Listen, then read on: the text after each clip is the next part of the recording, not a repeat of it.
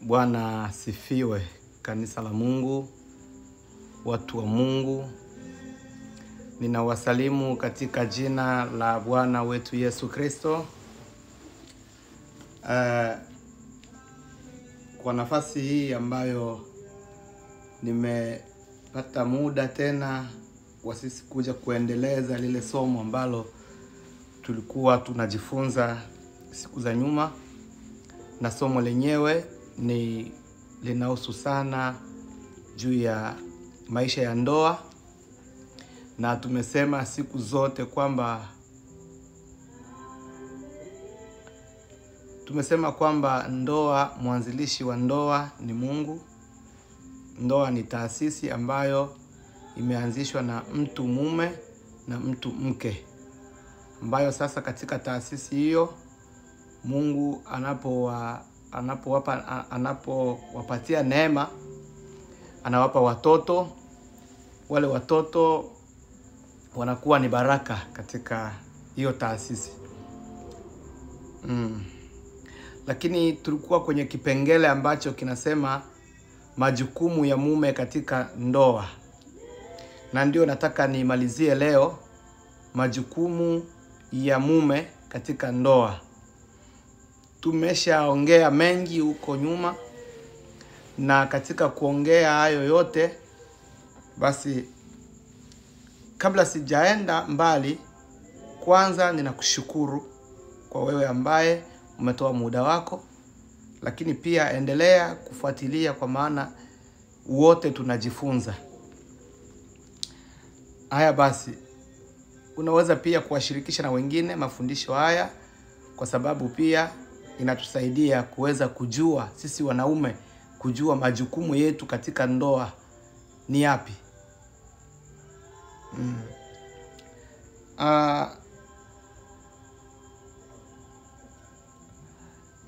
Tuende moja kwa moja bila kuchelewa. Tulikuwa tunasema kwamba mwanzoni kabisa tulisema kwamba majukumu ya mume katika ndoa, kwanza tujue kile ambacho Biblia imetuambia kwamba apataye mke apata kitu chema. Kwa hivyo wewe ambaye ni mwanamume,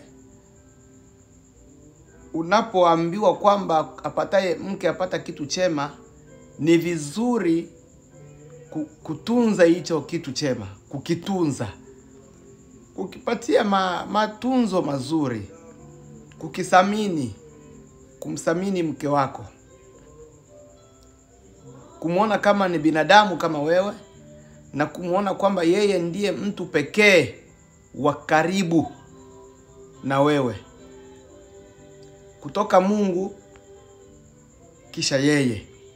Lakini wengi wamewanyima wake zao hizo nafasi. Wanaume wengi nafasi ya mtu wa karibu wamepea baba zao, wamepea ndugu zao wa karibu, amempatia mama yake mzazi. Anasema mimi siwezi patia mke wangu nafasi ya kwanza kuwa mtu wangu wa karibu, mama mwenye alinizaa bado angaliki. Hapana. Mama yako alikuzaa, basi alifanya kazi yake, alikulea, alikukuza. Lakini kumbuka kwamba maandiko matakatifu yanasema kwamba mwanamume ataacha baba na mama yake, ataambatana na mkewe. Kwa hivyo huyo ambaye umeambatana naye ndiyo mtu wako wa karibu. Haleluya. Huyo ndiyo anafaa awe mtu wako wa karibu kuliko mtu mwingine yeyote yule duniani. Wacha niseme hivi, duniani mtu wako wa karibu sana anafaa awe mke wako. Sijui kama unanielewa. Wanaume wengine wamewafanya wachungaji wao kuwa ndio watu wao wa karibu. Unamfanya mchungaji wako awe ndiye mtu wako wa karibu. Si vibaya, sijakataa, lakini anza na mke wako. Mke wako ambaye maandiko matakatifu yanasema kwamba apataye mke amepata kitu chema. Apataye mke amepata kitu chema. Sasa tukasema kwamba majukumu majukumu ya mume kwa mke wake au katika ndoa. Tulisema jambo la kwanza, inapaswa kumpenda mke wako ama kumpenda mkewe. Mwanamume, majukumu ya kwanza tulisema unafaa kumpenda mke wako. Kwenye kitabu cha Waefeso sura ya 5 mstari wa 25. Lakini pia tukasema inampasa kumpa mke heshima kama chombo kisicho na nguvu. Unapashwa kumheshimisha mke wako, kwa sababu ili watu wamheshimu mkeo, lazima wewe ambaye ndiye mume wake, unapashwa wewe ndiye uanze kuonesha heshima kwa mke wako, umheshimishe.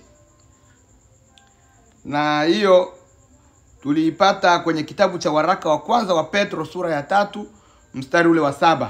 Lakini pia tulisema inapasa kuitunza familia yake. Unajua, ukiwa na mke tayari wewe umekuwa na familia. Watu wengine wanaoa lakini wanasahau kwamba wao wana familia. Bado wanang'ang'ania tu familia ya baba yake na mama yake waliomzaa. Ukishaoa, ukishaolewa, tayari ninyi mnakuwa familia. Sasa wewe kama mume ni lazima. Haleluya. Haleluya. Ni lazima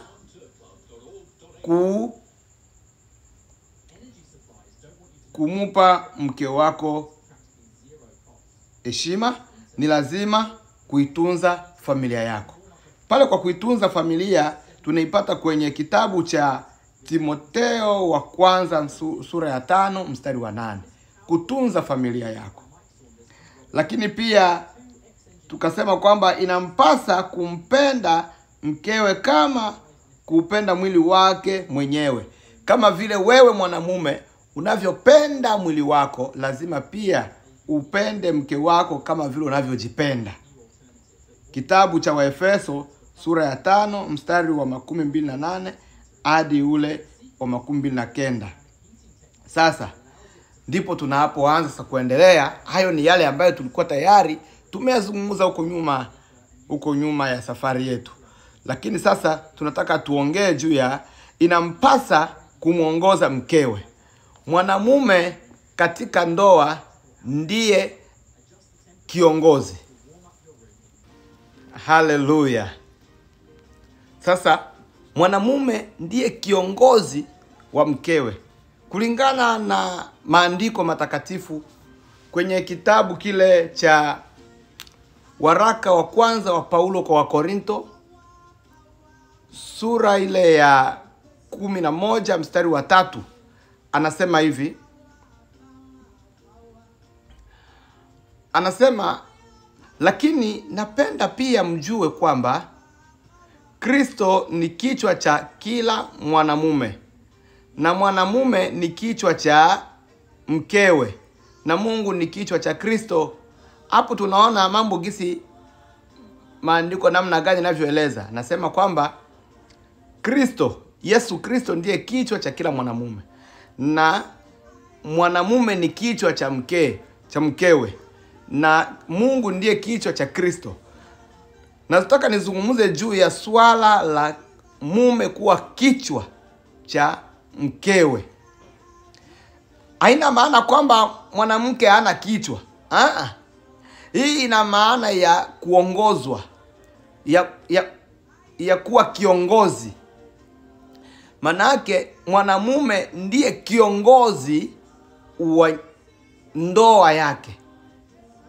Sasa ukianza kuona ndoa inaanza kuongozwa na mwanamke, maana yake ujue kwamba kichwa cha hiyo nyumba, cha hiyo ndoa kimevurugika, kimeharibika.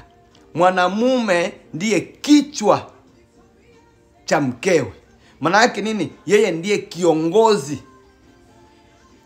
wa hiyo ndoa, wa mke wake, wa watoto wake, kiongozi. Maana yake nini? Maana yake kwamba kiongozi ndiye anakuwa na kauli ya mwisho. Mwanamke hana maamuzi ya mwisho katika ndoa. Aliye na maamuzi ya mwisho ni wewe mwanaume. Kwa hivyo majukumu ya mwanaume katika ndoa ni kuwa kiongozi. Ndio majukumu ya mwanamume katika ndoa ni kuwa kiongozi. Sasa utashangaa wanaume wengi kuliko wao kuwa viongozi, lakini unakuta baba yake ndiye bado angali kiongozi wa ndoa yake. Manake yeye hana ile tunaita nini? Hana ile kuna neno natafuta hapa linanipotea. Tuseme kwamba hana uwezo wa kufanya maamuzi katika ndoa yake. Shida ikitokea katika familia yake ama katika ndoa yake ama katika nyumba yake,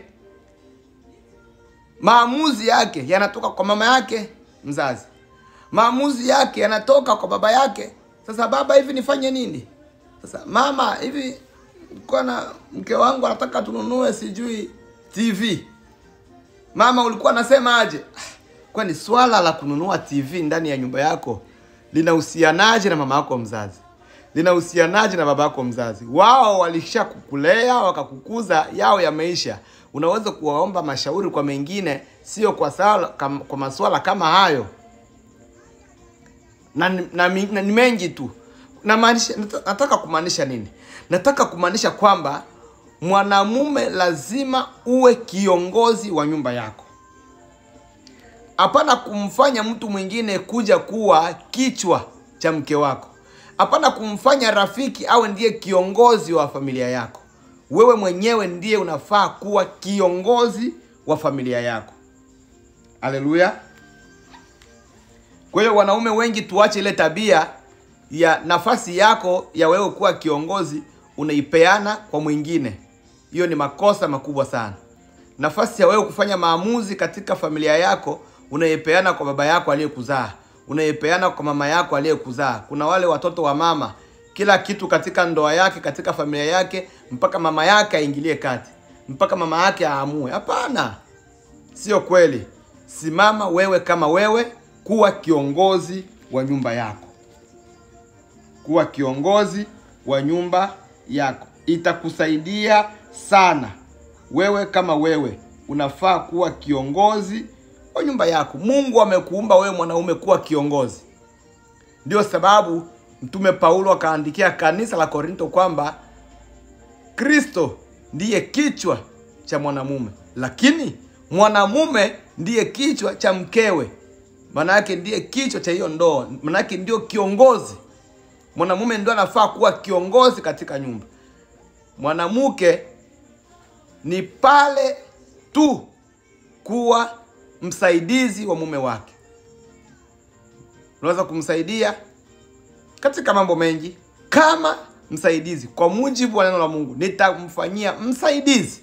Kwa hiyo mwanamke ni msaidizi wa mume. Niseme nini hapa? Neno nzuri ni kwamba mwanamke katika ndoa ni msaidizi wa kiongozi ambaye ndiye mume. Haleluya. Na hilo ndilo neno la Bwana. Hilo ndilo neno la Bwana.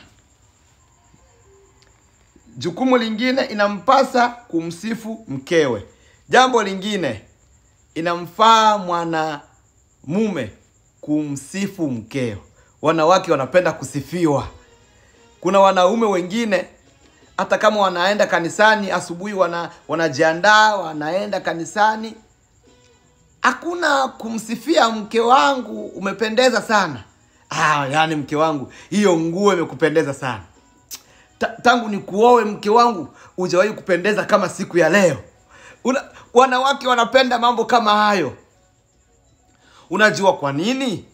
Ni kwa sababu kitu ambacho wanawake hawana mara nyingi, sio wote lakini wengi mara nyingi, kitu ambacho wanawake hawana ni kujiamini. Mwanamke anaweza akavaa vizuri na akapendeza, lakini bado tu utaona tu kule kujiamini hana. Atakuja tena kwako kama mume wake. Mume wangu, unaona hii nguo namna gani? Mume wangu, unaona hivi nimevaa aje? Mnaweza mkachelewa hata ibada. Mtachelewa hata appointment. Yaani rendezvous. Mtachelewa na kuchelewa kwa sababu gani? Anaingia, anatoka, anaenda kwa kioo, anajiangalia, anaangalia, hii nguo hapana. Anavala nyingine. Anaenda, anajiangalia, anaangalia, anaona hii kiatu na hii nguo haviendani. Anavaa kingine. Nini? Kujiamini. Sisi wanaume mara nyingi, kwa kuwa sisi ni viongozi, tumepewa roho ya kujiamini. Unaweza ukavaa tu nguo ya kawaida na ukajiamini na utaona uko sawa.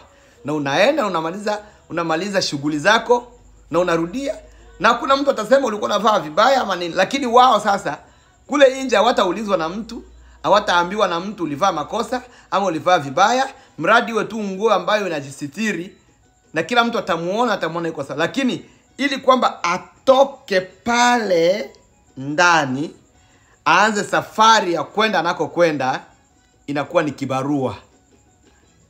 Ni kibarua. Sasa kwa hali hiyo sasa inabidi wewe kama mume wa huyo mama uwe na tabia ya kumsifia. Muangalie, mwambie mke wangu, hiyo nguo naona inakufaa. Nadhani pia itaokoa dharura, itaokoa kuchelewa. Msifie, mwambie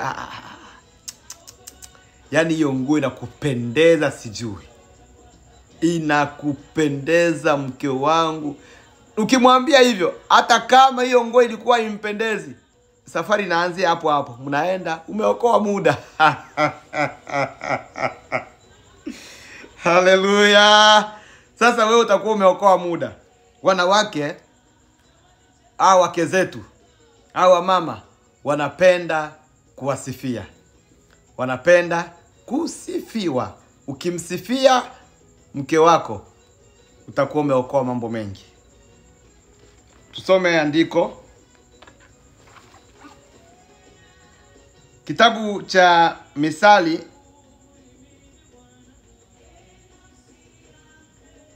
kitabu cha Misali sura ya 31 mstari wa 28. Kitabu cha Misali tusome. Andiko linasema hivi. Misali 31 mstari wa 28 anasema hivi.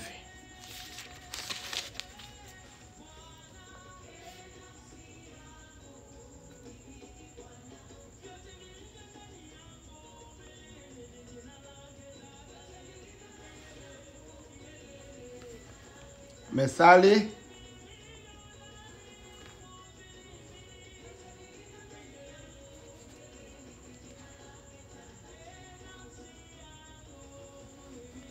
(30:28) inasema hivi. Watoto wake huamka na kumshukuru, mumewe huimba sifa zake. Unaona? Watoto huamka asubuhi na kushukuru mama yao,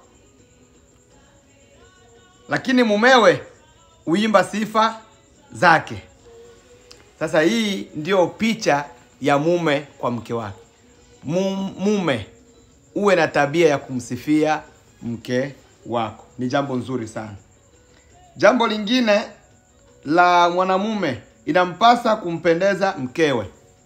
Inakufaa wewe kama mwanamume uwe na tabia ya kumpendeza mke wako. Methali 5:18.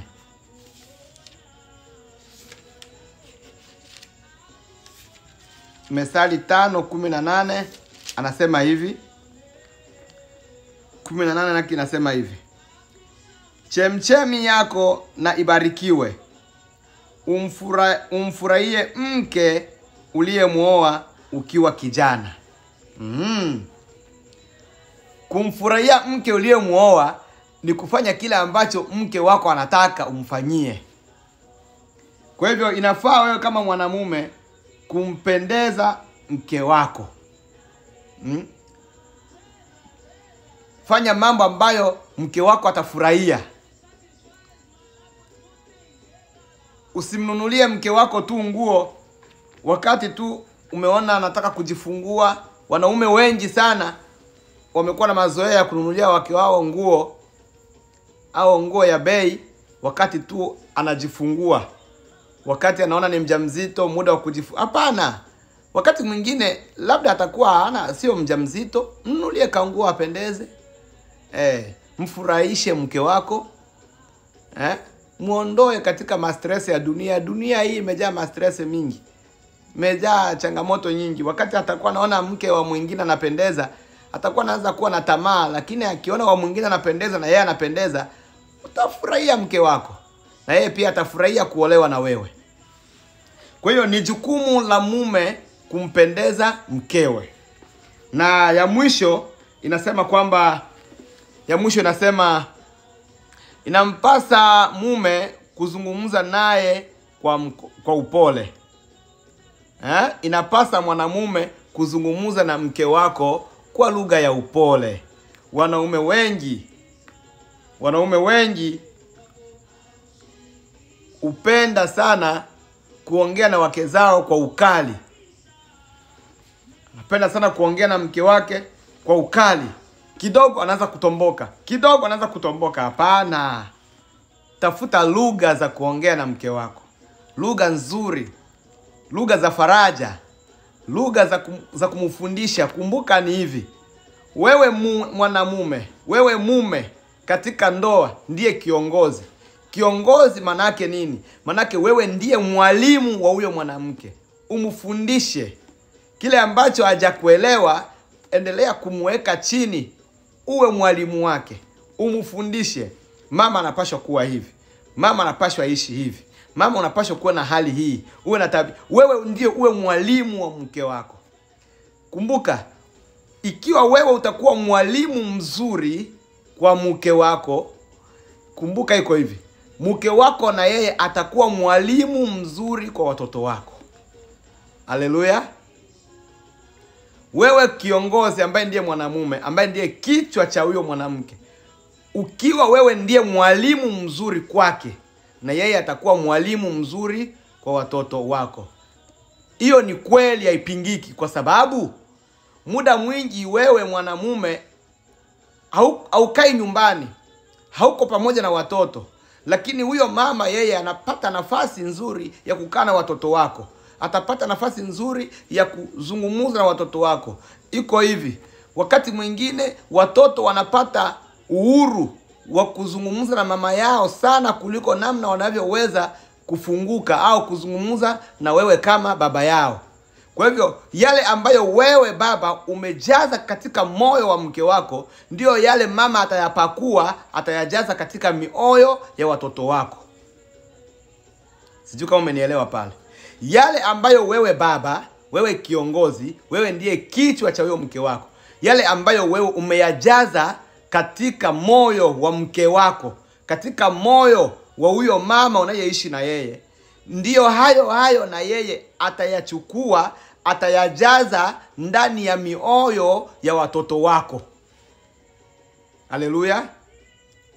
Kwa hivyo si vizuri kila unapoongea na mke wako unamfokea mbele ya watoto, unamtukana mbele ya watoto. Hapana. Kama unafanyaka hivyo, ndugu yangu, acha. Ni tabia mbaya.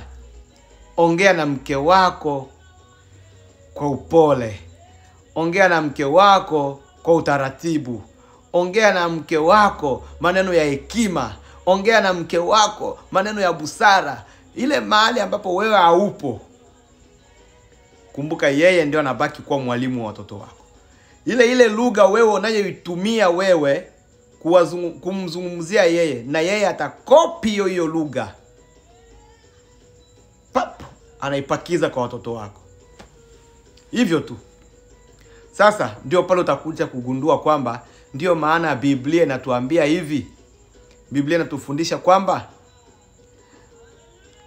hawa wawili watakuwa mwili mmoja. Sio kwamba wewe utakuwa na mwili wake na mwili mmoja ni yale mnayonia. Ni ile tabia itakuwa moja. Na mara nyingi sana mke, hii 90% juu ya 90%, mara nyingi sana mwanamke ukopi tabia za mume wake sana. Unajua kwa nini? Kwa sababu mume ni kiongozi, na tabia ya kiongozi ndiyo inayoigwa siku zote, ndiyo inayofuatwa siku zote. Kumbe ongea na mke wako kwa upole. Ongea na mke wako kwa upole. Kitabu ni kile cha Wimbo Ulio Bora, sura ya 2 mstari wa 10 hadi 14. Wimbo Ulio Bora. Tusome Wimbo Ulio Bora, sura ile ya 2 mstari wa 10. Wimbo Ulio Bora.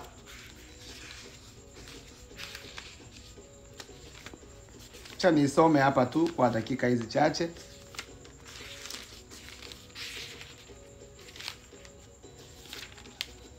Sura ya 2 inasema hivi, mstari wa 10.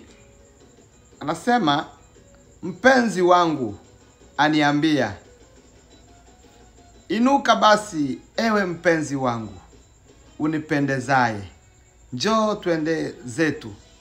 Mstari wa 11. Tazama, majira ya baridi yamepita, nazo mvua zimekwisha koma. Maua yamechanua kila mahali. Wakati wa kuimba umefika.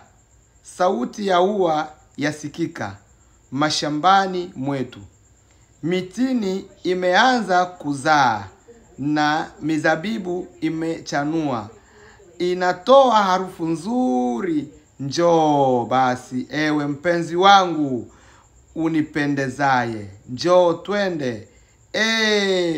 Ua wangu uliyejificha miambani, ebu niuone uso wako, ebu niisikie sauti yako, maana sauti yako yapendeza na uso wako wavutia.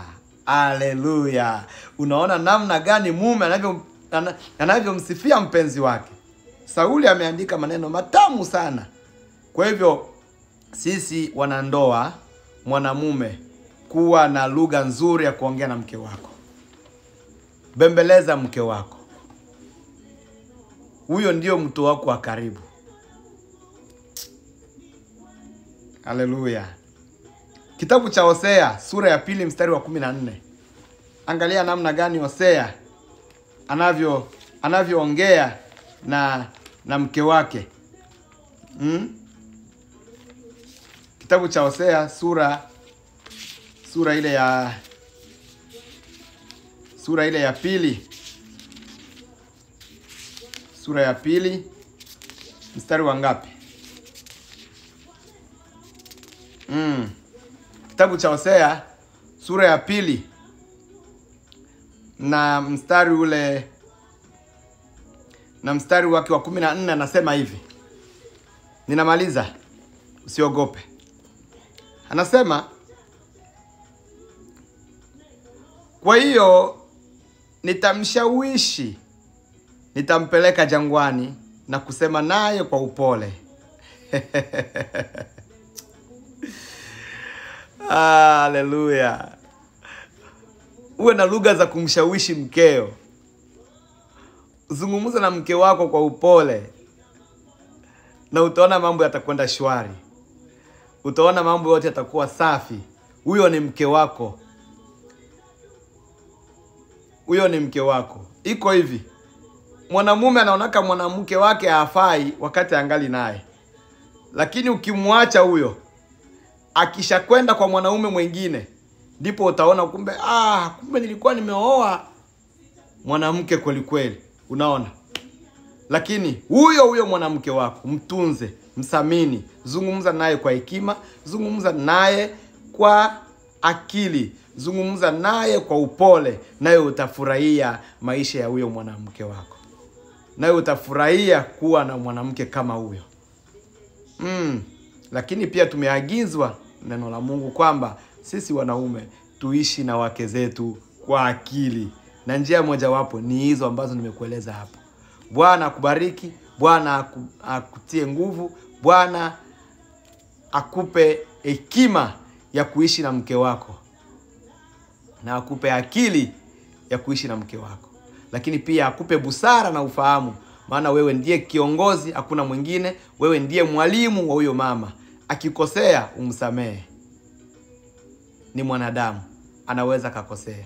Amani ya Kristo iwe nao. Tukutane wakati mwingine tutakapoanza darasa sasa la majukumu ya mwanamke katika ndoa. Tutaleta na hiyo pia, tutaona. Amen. Amen.